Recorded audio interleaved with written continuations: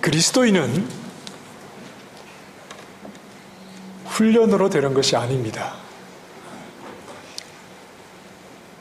우리는 성도죠. 성도는 훈련으로 되는 것이 아닙니다. 그리스도인은 훈련을 많이 합니다. 그렇죠? 그리스도인은 훈련을 해야 합니다. 그러나 우리가 그리스도인이 되는 것은 훈련으로 되는 것은 아닙니다. 저는 블랙도 아니고 화이트도 아닙니다. 제가 흑인들보다 더 새까맣게 얼굴을 태운다고 해서 저를 보고 블랙이라고 부르지 않습니다. 제가 백인들보다 얼굴이 더 하얗다고 해서 저를 보고 백인이라고 부르는 사람은 없어요. 이건 제가 어떻게 하느냐, 제가 얼마나 노력하느냐의 문제가 아닌 겁니다.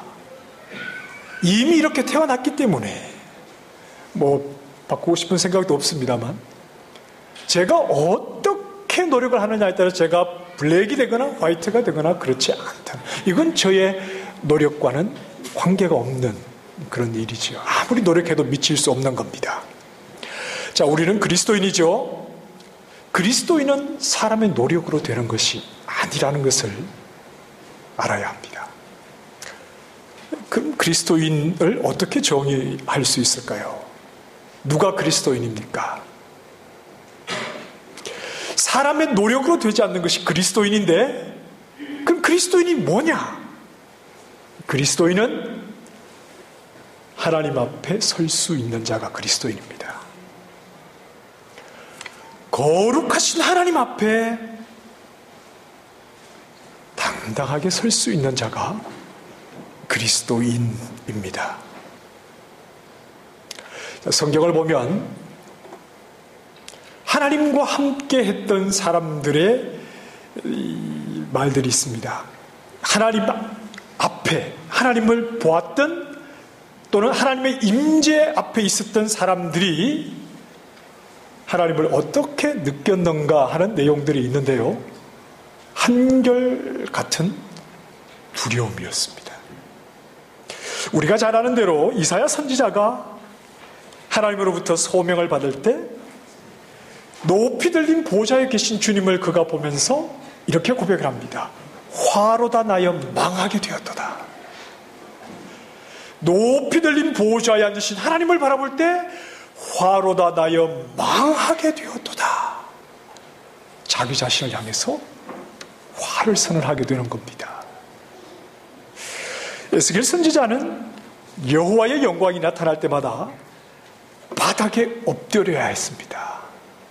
하나님의 영광이 나타날 때마다, 하나님의 임재가 그 앞에 나타날 때마다 그는 바닥에 엎드려서 마치 죽은 자와 같이 되어야 했습니다. 이 베드로가 하나님의 영광을 예수 그리스도가 나타내실 때 뭐라고 고백합니까? 주여 나를 떠나소서, 나는 죄인입니다. 하나님의 영광이 죄인인 자신과 함께 할 수 없다는 것을, 거룩하신 하나님의 영광에 죄인인 자기가 함께 하기에는 너무나 영적인 부담감이 찾아오는 것이죠. 요한계시록을 기록한 사도 요한이 인자 같은 그분을 배웠을 때 어떻게 합니까? 그의 발 아래에 엎드려 죽은 자 같이 되었다. 그리고 우리가 잘 아는 대로 구약의 이스라엘 백성 역시 시내산 정상에 하나님의 임재가 있을 때 그들은 부들부들 떨면서 두려워했지요. 세상에서 가장 큰 두려움이란 거룩하지 못한 자가 거룩하신 이 앞에 서는 겁니다. 죄인이 거룩하신 하나님 앞에 설 때, 그때 가장 두려운 겁니다. 에덴 동산에 아담에게 죄가 들어오자 그는 하나님을 피해서 숨어야 했습니다. 성경에 보니까 동산에 그리시는 여호와 하나님의 소리를 듣고 아담과 그의 아내가 여호와 하나님의 낯을 피하여 동산 나무 사이에 숨은지라. 그리고 이렇게 말합니다. 내가 벗었으므로 두려워하여 숨었나이다.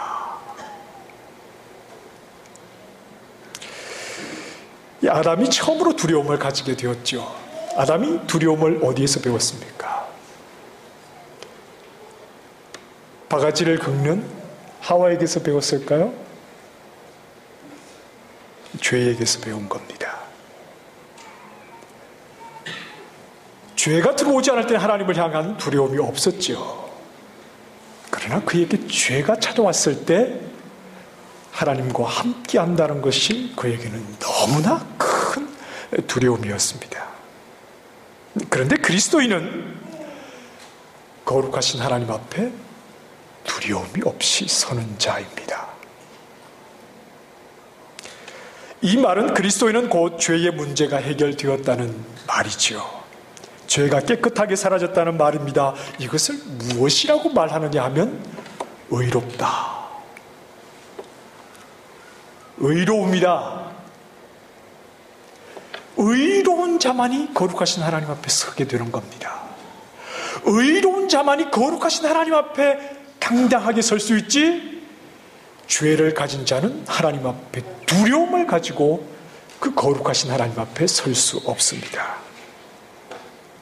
그리스도인은 곧 의로운 사람이다, 이런 말입니다.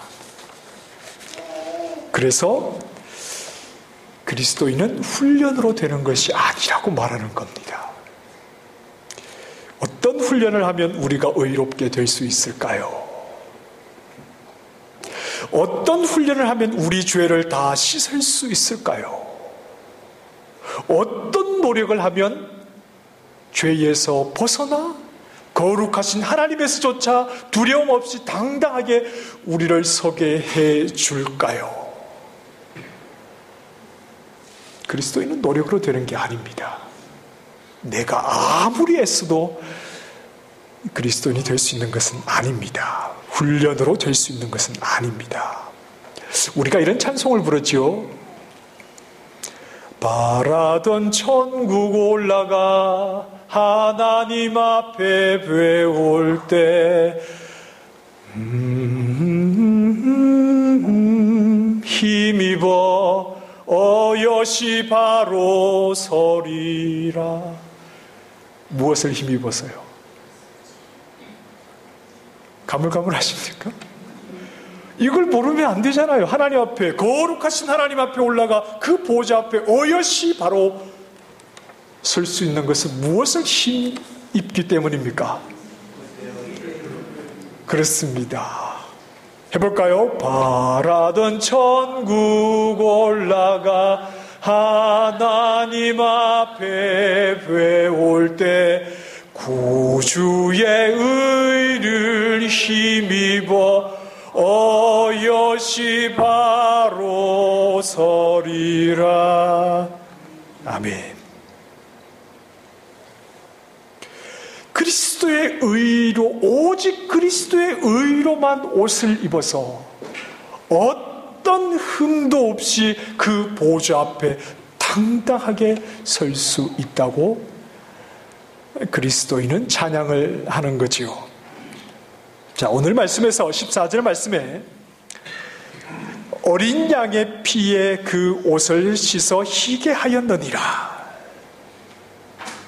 이 구원함을 얻은 능히 셀 수 없는 큰 무리가 지금 흰 옷을 입고 보좌 앞에 서 있습니다. 이들은 하나님이 소유가 된 자라는 표시로 이마에 도장을 받았던 14만 4천을 가리킵니다. 이 큰 무리가 감히 거룩하신 하나님의 그 보좌 앞에 설 수 있는 것은 흰 옷을 입었기 때문입니다. 흰 옷은 죄의 권세로부터 승리했다는 승리의 상징이기도 합니다. 그래서 흰 옷은 죄로부터 자유함을 입었다, 의롭다는 것을 뜻하기도 합니다. 13절에 보좌 주위에 있던 장로가 묻습니다. 흰 옷 입은 자들은 누구며 어디에서 왔느냐? 몰라서 묻는 것이 아니죠. 묻고 스스로 답을 하면서 분명하게 다시 한번 확인시켜 주는 겁니다. 이는 큰 환난에서 나오는 자들인데 어린 양의 피에 그 옷을 씻어 희게 하였느니라. 제가 주일학교 다닐 때 참 이해가 안 됐어요. 피는 분명히 붉은데 어떻게 피에다 옷을 빨면 희게 될까? 붉게 되지. 주일학교 다닐 때는 참 이 말이 이해가 안 됐는데요. 지금은 이것이 이해가 안 됩니다. 내가 하나님 앞에 한 것이라고는 죄를 범한 것밖에 없는데 그 피는 나를 향해서 너는 의롭다라고 선언을 한다는 겁니다. 내가 하나님 앞에서 범한 것이라고는 이 속을 다 열어서 보일 수 있다면 얼마나 많은 더러움이 이 속에 있는지 몰라요. 그런데 그 피는 나를 향해서 너는 의롭다. 이렇게 말씀한다는 겁니다.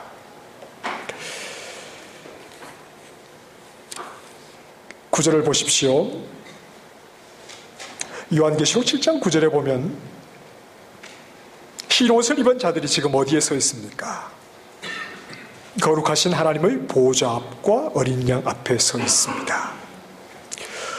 거룩하신 하나님 앞에 설 수 있는 자들은 어떤 자들입니까요? 큰 죄를 지어본 적은 없는 자들일까요? 남들에 비해서 좀 약한 죄를 지은 자들일까요? 아니면 죄를 짓지 않고 남들보다 착하게 살아서 사람들에게 칭찬을 받은 자들일까요?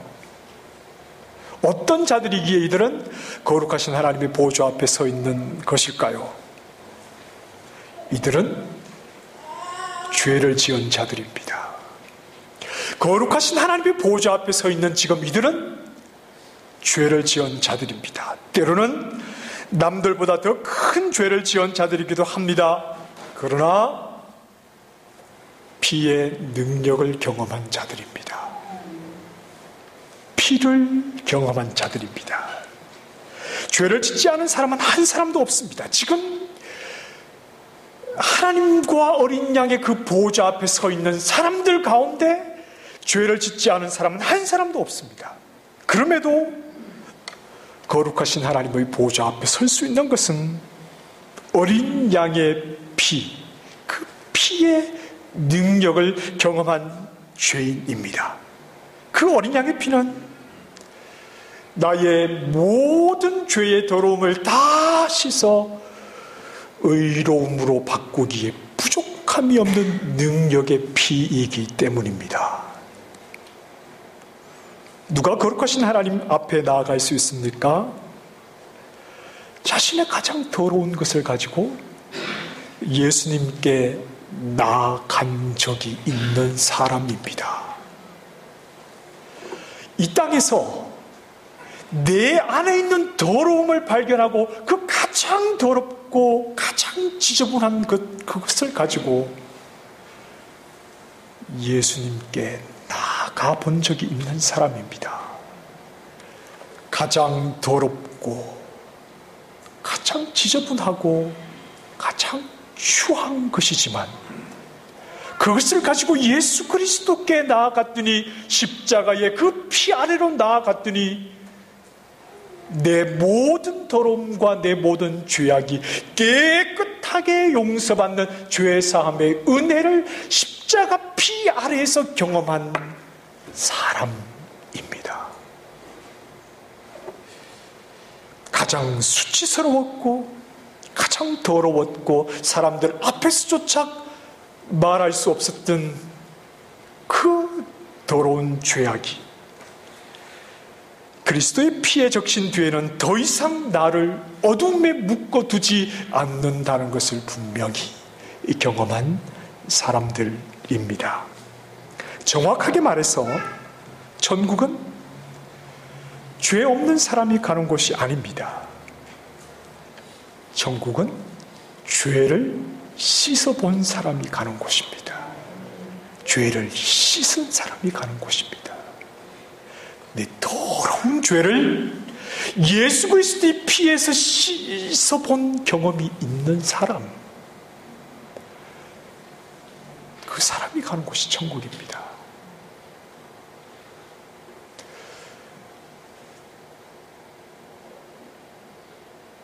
우리가 평생을 예수님을 믿고 교회를 다니는데 천국을 못 가면 안 되잖아요.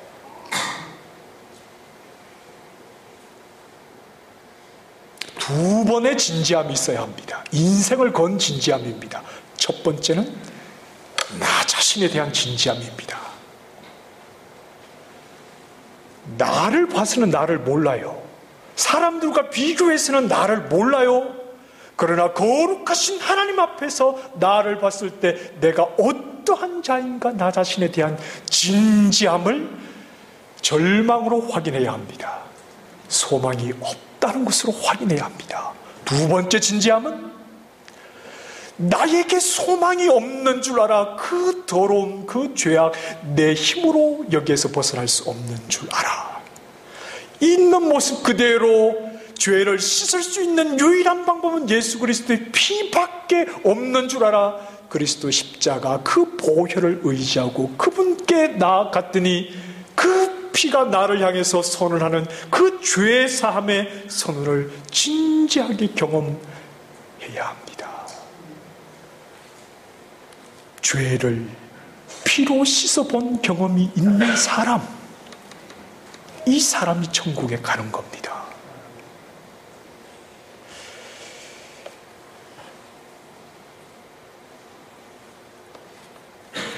거룩하신 하나님의 보좌 앞에 나아갈 수 있는 것은 모든 죄를 깨끗하게 하실 수 있는 십자가 예수 그리스도의 피의 능력을 경험한 사람입니다.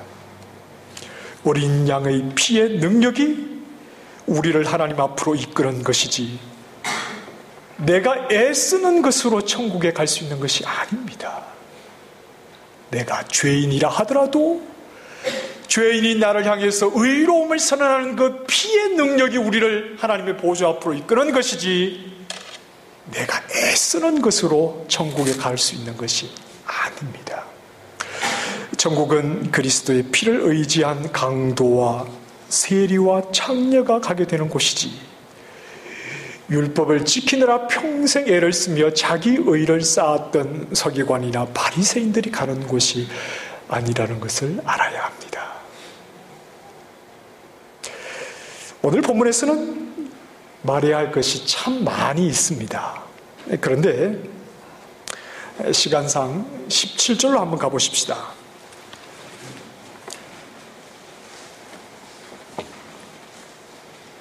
17절 말씀에 우리 같이 한번 읽어볼까요? 시작. 이는 보좌 가운데 계신 어린 양이 그들의 목자가 되사 생명수 샘으로 거기까지요. 생명수 샘으로 인도하시고 자기 피로 모든 죄인들의 옷을 씻어 희게 해 주신 이 의로움을 주신 어린 양이 목자가 되셔서 생명수 샘으로 인도하십니다. 생명수 샘으로 인도한다는 것은 결국 생명수는 하나님과 어린 양의 보좌로부터 흘러나온다고 요한계시록 21장은 말씀합니다. 그래서 생명수 샘으로 인도한다는 것은 하나님 앞으로 인도하신다는 겁니다. 여기서 우리가 주목해야 할 단어는 바로 인도하신다는 말입니다. 이 생명수 샘으로 나아가는 방법은 생명이신 하나님 앞으로 나아갈 수 있는 방법이 무엇이냐? 보좌 가운데 계신 어린 양이 그들의 목자가 되사 생명수 샘으로 인도해 주셔야만이 우리는 하나님 앞으로 나아갈 수 있습니다. 인도하다는 이 말은 헬란말로 호도스. 여러분 귀에 익숙하죠? 우리 오카리나 찬양팀이 호도스인데요. 길이라는 말입니다. 길. 인도하신다. 이 말은 길이라는 단어에서 왔습니다. 예수님께서 놀라운 말씀을 하셨죠. 내가 곧 길이요. 그러셨습니다. 자, 여러분 잘 들어보시기 바랍니다. 아니, 잘 들으셔야 합니다. 잘 듣고 잘 이해하셔야 됩니다.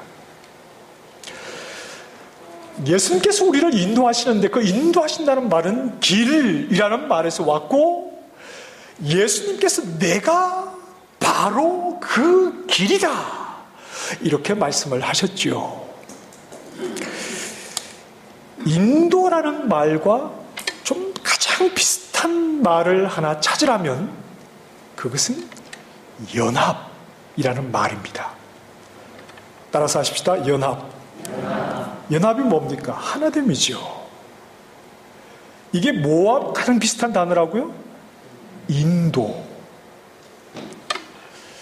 인도하신다는 것과 가장 비슷한 의미를 가진 단어를 하나 찾으라고 하면 그게 연합, 하나됨이라는 말입니다. 인도받는 자는 인도하는 자가 이끄는 대로 가지요. 인도하는 자는 저 길로 가는데 인도받는 자는 이쪽 길로 가지 않아요. 인도하는 자가 이끄는 대로 인도받는 자는 따라갑니다. 같은 길을 가지요. 함께 갑니다. 그래서 연합, 하나됨 이렇게 말할 수 있고, 이것을 예수님이 좀 다르게 하셔서 멍에라는 표현을 하시기도 하셨지요.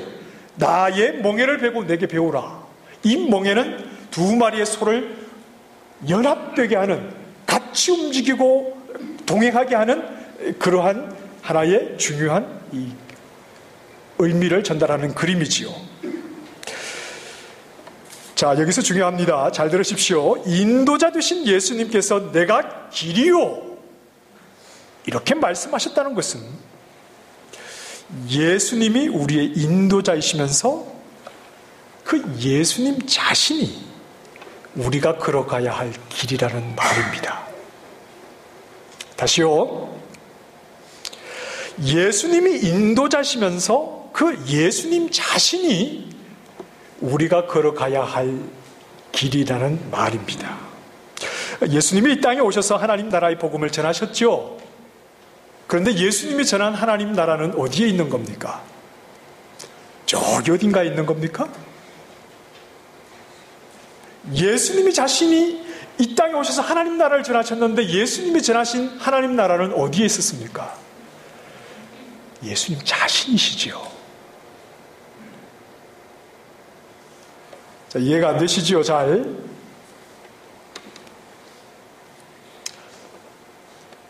예수님 자신이 이 땅에 오셔서 하나님 나라를 전하셨죠. 하나님 나라가 이 땅에 가까이 왔다 그랬습니다. 그 하나님의 나라는 예수님 자신입니다. 그래서 예수님이 누구를 증언하셨습니까? 예수님 자신을 증언하셨잖아요. 요한복음에도 그렇게 말하죠. 아버지도 나를 증언하고 나도 나를 증언한다 그랬습니다. 자, 이해가 좀 안 되시더라도 계속 가보십시다. 예수님이 인도자이시면서 우리를 어디로 인도하시느냐 하면 예수님 자신에게로 인도하신다는 겁니다. 그러니까 예수님이 우리가 가야 할 길이라는 말입니다. 이 말은 예수님 안으로 우리를 이끄시어서 예수님 자신을 우리에게 주시겠다는 말입니다. 예수님 안으로 우리를 이끄시어서 예수님 자신을 우리에게 누리게 해주시겠다는 겁니다. 예수님이 우리를 어디로 이끄십니까? 예수님 자신에게로 이끄셔서 죄인들이 절대 가질 수 없는 것, 죄인들이 절대 누릴 수 없는 것을 예수님 안에 다 있으니 그것을 우리에게 주시겠다. 예수님 자신을 우리에게 주시겠다. 그 예수님께로 누가 이끄신다는 말입니까? 예수님이 이끄시는 거지요. 우리는 예수님을 믿는다고 말합니다. 예수님을 믿었다 이렇게 말하지 않습니다. 언제부턴가 하나님께서 나에게 믿음을 주셔서 하나님을 바라보게 하셨을 때 그 시점 이후로 우리는 예수님을 그때도 믿었고 지금도 믿고 앞으로도 예수님을 믿습니다. 그래서 우리가 예수님을 믿는다 이렇게 우리 신앙을 말할 때 우리 신앙에서 가장 중요한 것은 예수님을 추구하는 겁니다. 예수님을 추구하는 것입니다. 우리는 믿음 생활을 하면서 추구할 것이 많다고 생각할 수 있습니다. 내가 예수님을 믿으니 좀 착하게도 살아야지, 또는 예수님을 믿고 능력도 받아야지, 몸도 좀 나아야지, 복 받아서 사업도 잘해야지, 부흥해서 예배당도 지어야지, 우리가 예수님을 믿으면서 추구해야 할 것이 많다고 생각할 수 있습니다. 그러나 믿음 안에서 정말 우리가 추구해야 하는 것은 하나뿐입니다. 누구십니까? 예수님입니다. 왜냐하면 하나님께서 이 땅을 지으시고 역사 속에서 끊임없이 추구하신 것이 하나가 있습니다. 그분이 누굽니까? 아들이시죠. 다른 것을 위해서 지으신 것도 아니요, 다른 것을 위해서 역사라고 하는 것을 운행해 오신 것도 아니지요. 하나님이 추구하신 유일한 한 분이 바로 그의 아들이십니다. 그의 아들을 우리에게 주셔서 그의 아들 안에서 우리를 의롭게 하시는 것이 모든 역사 속에서, 아니 창세 전부터 추구하신 하나님의 유일한 목적이었습니다. 그래서 바울이 뭐라고 하느냐 하면, 예수님은 하나님의 비밀이었다, 이렇게 말합니다. 예수님을 가리켜서 하나님의 비밀이었다. 하나님이 이 세상을 지으시고 그 하나님의 비밀이 때가 되어서 드러나시기 전까지, 이 땅에 몸을 입고 오시기 전까지 계속해서 역사 속에서 이것은 하나님의 비밀로 있었다가 드러나신 분이 바로 아들 예수님이다, 이렇게 표현을 했지요. 그 비밀을 깨달았을 때 이렇게 고백하는 겁니다. 그 안에는, 아들 안에는 지혜와 지식의 모든 보화가 다 감추어져 있다. 자, 우리가 그리스도를 붙들지 못하면 무엇을 붙들느냐 하면 삶을 붙들지요. 내가 어떻게 살아야 하느냐, 이런 문제를 신앙의 가장 큰 문제로 내세우게 됩니다. 그리스도인에게는 삶이 없습니까? 그리스도인은 아무렇게나 살아도 되는 겁니까? 그렇지 않죠. 당연히 삶이 있어야 합니다. 그리스도인은 그리스도인답게 살아야 할 의무가 반드시 있죠. 그러나 삶이 믿음을 이끄는 것이 아닙니다. 삶이 먼저 오는 것이 아닙니다. 누구나 잘 살면 그리스도인입니까? 누구나 잘 살기만 하면 천국에 갑니까? 누구나 착하게 잘 살기만 하면 구원을 얻습니까? 그런 거 아니잖아요. 이건 괜찮은 주일학교만 졸업해도 다 하는 겁니다. 왜냐하면 우리가 주일학교에서 돈으로도 못 가요 하나님 나라, 마음 착해도 못 가요 하나님 나라 얼마나 많이 불렀습니까? 괜찮은 주일학교만 졸업해도 삶의 문제가 믿음의 문제가 아니라는 것을 압니다. 삶이 있어야지요. 그리스도인은 그리스도인답게 살아가야지요. 그러나 삶이 우리의 구원을 결정짓는 기준이 아니라는 것을 알아야 합니다. 누구나 살기만 잘하면 구원을 얻느냐, 그런 차원이 아니라는 것을 이미 우리는 어렸을 때, 복음이 뭔지도 모를 때 돈으로도 못 가요, 그 노래를 힘차게 부르면서 우리는 너무나 잘 배워왔습니다. 자, 우리 한국교회가요, 사회로부터 욕을 먹어요. 왜 욕을 먹느냐 하면 잘 살지 못하기 때문입니다. 잘 살지 못하니까 욕을 먹어요. 그런데 잘 살려고 노력을 하지 않아서 욕을 먹는 것이 아니라 복음을 몰라서 욕을 먹는 겁니다. 이 교회가요, 세상으로부터 욕 먹지 않았던 때가 언제 있습니까? 우리가 요한계시록을 보고 있지만 초대교회가 세상으로부터 욕을 먹지 않았습니까? 욕 먹었어요. 언제 교회가 세상으로부터 욕을 먹지 않았던 때가 있습니까? 항상 욕을 먹어왔습니다. 그러나 복음을 알고 욕을 먹을 때는 그 욕 먹는 것이 자랑스러웠어요. 복음을 알고 교회가 세상으로부터 욕을 먹을 때는 그 욕 먹는 것이 자랑스러웠지만, 복음을 모르니까 쓸데없는 욕을 먹고 있는 겁니다. 네, 제가 너무 흥분한 것 같아요.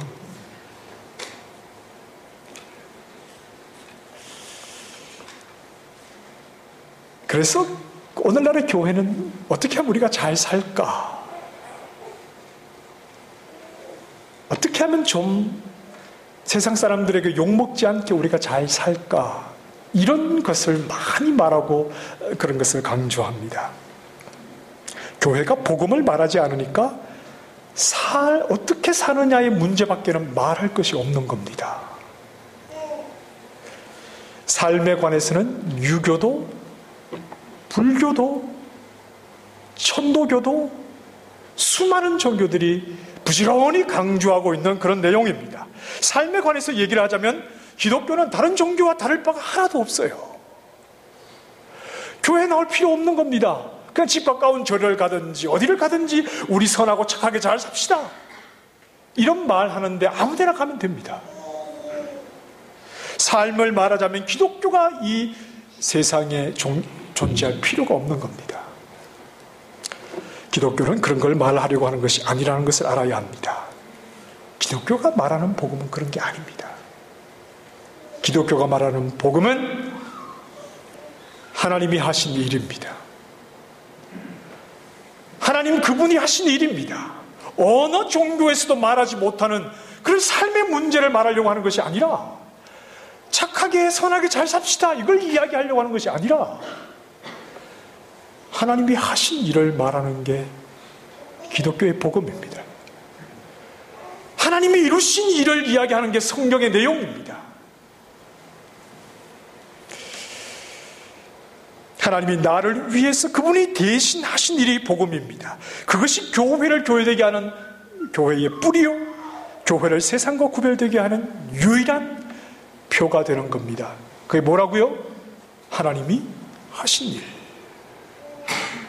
하나님 그분이 소망 없는 나를 위해서 직접 하신 일, 그게 복음. 그것이 바로 십자가에서 흘린 피요, 그 피에 내 더러운 죄를 깨끗하게 씻어본 경험이 있는 자가 하나님 보좌 앞에 나아가게 되는 거지요.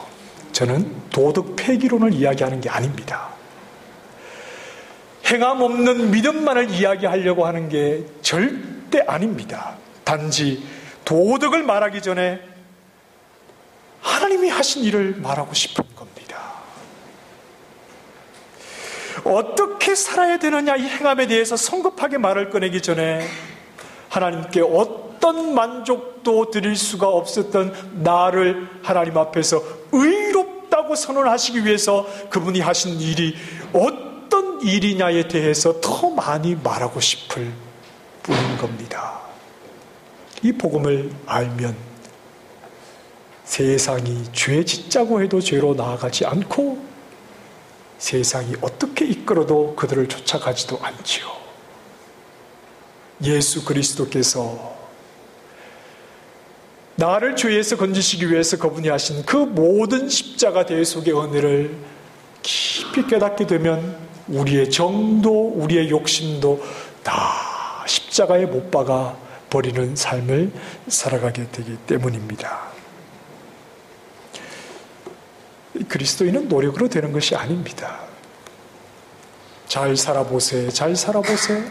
아무리 잘 살아도 그게 우리를 그리스도인 되게 합니까? 아닙니다. 삶은 열매죠? 삶은 열매 아닙니까? 그 뿌리가 십자가 대속의 은혜, 그 피의 뿌리가 있으면 당연히 열매는 있게 되는 겁니다.